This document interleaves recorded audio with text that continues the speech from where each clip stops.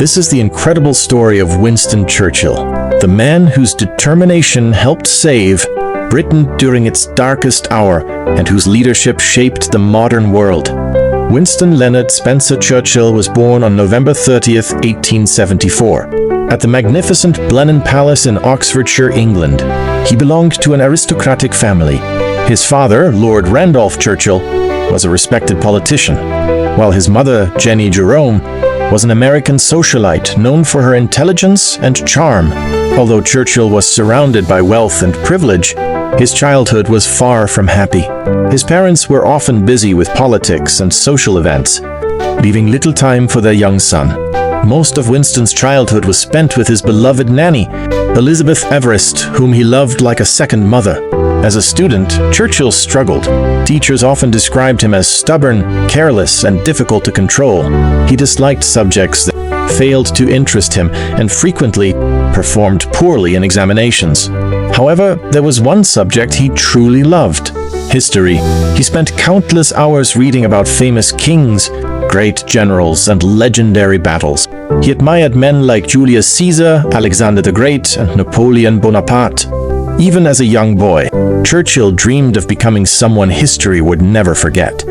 After several unsuccessful attempts, Churchill finally entered the Royal Military Academy, Sandhurst, Britain's prestigious military academy. Unlike school, military training suited him perfectly. He graduated successfully and became an officer in the British Army. For many young officers, military service was simply a career.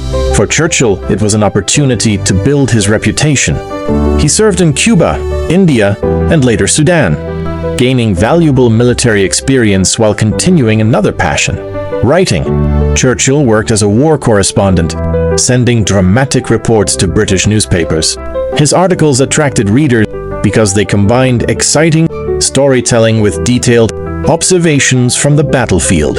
He quickly realized that words could be just as powerful as weapons. In 1899, Churchill traveled to South Africa during the Second Boer War. While accompanying a military train, Boer forces launched an attack. Churchill was captured and taken prisoner. Many believed his promising career had come to an end, but Churchill refused to accept defeat. One night, under the cover of darkness, he climbed over the prison wall and escaped. With almost no food, little money, and enemy patrols searching everywhere, he traveled hundreds of miles through dangerous territory.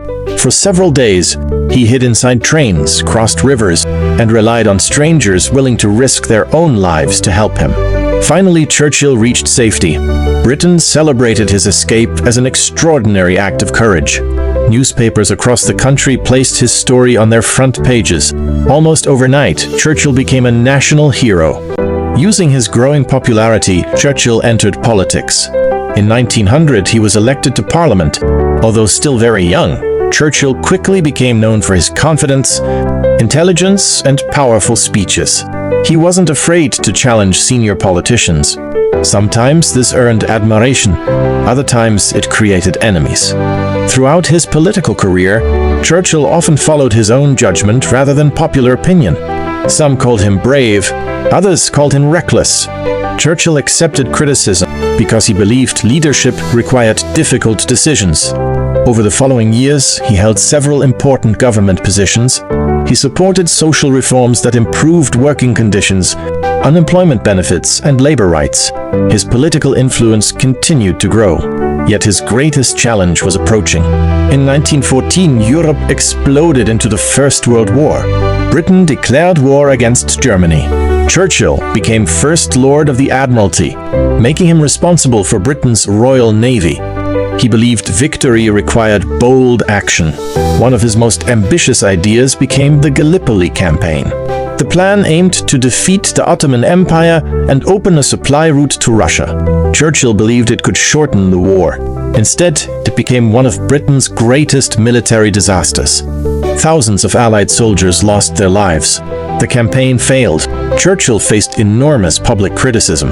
Many blamed him personally for the disaster.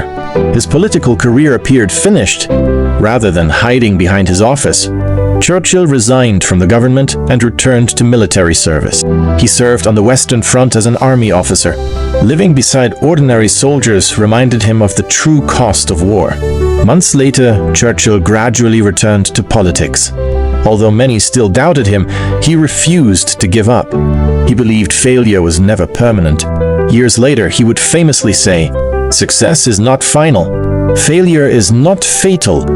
It is the courage to continue that counts." The years between the two world wars were difficult. Churchill repeatedly warned Britain that Adolf Hitler and Nazi Germany were becoming increasingly dangerous. Many politicians ignored his warnings. They hoped peace could be maintained through negotiation. Churchill disagreed. He believed Hitler's ambitions threatened all of Europe. Unfortunately, history proved him right. In September 1939, Germany invaded Poland. Britain declared war. Within months, German forces swept across Europe with astonishing speed.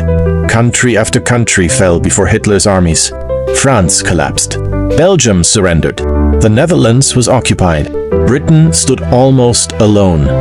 In May 1940, Winston Churchill became Prime Minister. The situation could hardly have been worse. British troops were trapped at Dunkirk. German aircraft bombed British cities almost every night. Many government officials secretly believed Britain should negotiate peace with Hitler. Churchill refused. He believed surrender would destroy everything Britain represented. Instead of offering false hope, Churchill spoke honestly to the British people. In one of the most famous speeches ever delivered, he declared, "I have nothing to offer but blood, toil, tears, and sweat." Rather than frightening people, those words inspired them. For the first time, millions believed someone truly understood the danger they faced. Only weeks later, Churchill delivered another unforgettable speech. "We shall fight on the beaches. We shall fight on the landing grounds. We shall fight in the fields and in the streets. We shall never surrender." Those words echoed across Britain. They were broadcast on the radio, printed in newspapers, repeated by soldiers, shared by families sheltering from German bombs. Churchill's speeches became weapons of their own. They strengthened the determination of an entire nation. Night after night, German bombers attacked London during what became known as the Blitz. Entire neighborhoods disappeared beneath explosions. Thousands lost their homes. Thousands more lost their lives. Yet Churchill refused to leave London permanently. Instead, he visited bombed neighborhoods, walked through destroyed streets, and spoke directly with ordinary citizens. People saw their prime minister standing among the ruins rather than hiding in safety. That image became a symbol of national courage. He understood something many leaders forget. In times of crisis, people don't simply follow policies, they follow hope. Churchill knew that Britain could not defeat Nazi Germany alone. He needed allies.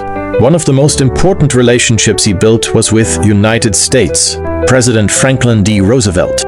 Although America had not yet entered the war, Churchill constantly communicated with Roosevelt through letters and meetings. He convinced the American president that Britain's survival was essential for the future of democracy. This cooperation led to the Lend-Lease Act, allowing Britain to receive desperately needed weapons, aircraft, ships, and supplies. It became one of the most important partnerships of the war. Everything changed on December 7, 1941. Japan attacked Pearl Harbor. The United States officially entered World War II. Churchill later admitted that hearing the news gave him enormous hope. He believed that with America fighting beside Britain, Nazi Germany could eventually be defeated. Soon, another powerful ally joined the struggle. The Soviet Union, led by Joseph Stalin, entered the war after Germany invaded its territory. Although Churchill strongly disagreed with communism, he understood that defeating Hitler had to come first. Politics could wait. Freedom could not. Churchill worked closely with Roosevelt and Stalin. Together they became known as the Big Three. Their meetings shaped military strategy and planned the future of Europe after the war. Churchill constantly traveled despite the enormous risks. Enemy submarines threatened the oceans. German aircraft dominated parts of Europe, yet Churchill crossed continents by ship and airplane to meet Allied leaders and encourage soldiers. Wherever he went, his message remained the same. Victory would require patience. Victory would require sacrifice. But victory was possible. One of the greatest military operations in history was now being planned. On June 6, 1944, the Allies launched D-Day, landing more than 150,000 soldiers on the beaches of Normandy, France. Churchill had supported the operation for years. He knew it carried tremendous risks. If the invasion failed, Europe might remain under Nazi control for many more years. As thousands of soldiers crossed the English Channel, Churchill waited anxiously for news. Hour after hour, reports arrived. The fighting was fierce. Many young soldiers lost their lives before reaching the beaches. But gradually, the Allies established their positions. The invasion succeeded. It marked the beginning of Nazi Germany's downfall. Over the following months, Allied armies liberated one country after another. Paris was freed. Belgium was liberated. German forces retreated on every front. Finally, on May 8, 1945, Germany surrendered. The war in Europe was over. Crowds filled the streets of London. Church bells rang across Britain. People celebrated the victory they had fought for during 6 long years. Churchill appeared before enormous crowds, smiling as thousands cheered his name. For millions of people, he had become the symbol of courage and resistance. Yet history took an unexpected turn. Only weeks after victory, Britain held a general election. Despite leading the country through its greatest crisis, Churchill and his Conservative Party lost. Many voters believed Britain now needed different leadership to rebuild after the war. Churchill accepted the result peacefully. He understood that democracy meant respecting the people's decision, even when it brought personal disappointment. Although no longer Prime Minister, Churchill remained one of the world's most respected statesmen. In 1946, he delivered another historic speech in the United States. He warned that an iron curtain had descended across Europe, dividing the continent between democratic nations and communist-controlled states. His speech is widely remembered as one of the moments that marked the beginning of the Cold War. Years later, Churchill returned to office. In 1951, he once again became Prime Minister of the United Kingdom. Although older and less energetic than before, he continued serving his country with determination. Throughout his life, Churchill was much more than a politician. He was an accomplished writer, historian, painter, and public speaker. Writing became one of his greatest passions. He produced millions of words through books, articles, and speeches. In 1953, Churchill received the Nobel Prize in Literature for his historical writing and exceptional oratory. It was an extraordinary achievement. Very few political leaders have ever received one of the world's highest literary honors. Away from politics, Churchill enjoyed painting landscapes. He often described painting as a way to escape stress and clear his mind. Friends said that holding a paintbrush brought him peace after years of carrying the weight of war. Churchill also struggled with periods of deep sadness, something he famously called his black dog. Despite these difficult moments, he continued working, writing, and leading. His life demonstrated remarkable resilience in both public and private struggles. On January 24, 1965, Winston Churchill died at the age of 90. Britain honored him with a state funeral, one of the greatest ceremonial funerals in the nation's history. World leaders from across the globe attended to pay their final respects.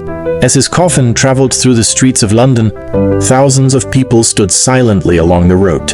For many, they were saying goodbye not just to a former prime minister, but to the man who had helped save their nation during its darkest hour. Today, Winston Churchill remains one of history's most debated leaders.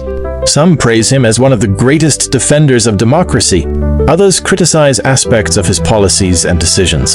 Historians continue to examine both his achievements and his failures. But few deny his enormous influence on the 20th century. His speeches continue to inspire generations. His leadership is studied in military academies and universities around the world. His determination reminds us that even when victory seems impossible, courage and perseverance can change history. Winston Churchill once said, "Success is stumbling from failure to failure with no loss of enthusiasm." Those words perfectly reflected his own life. He experienced triumph and defeat, praise and criticism, victory and disappointment.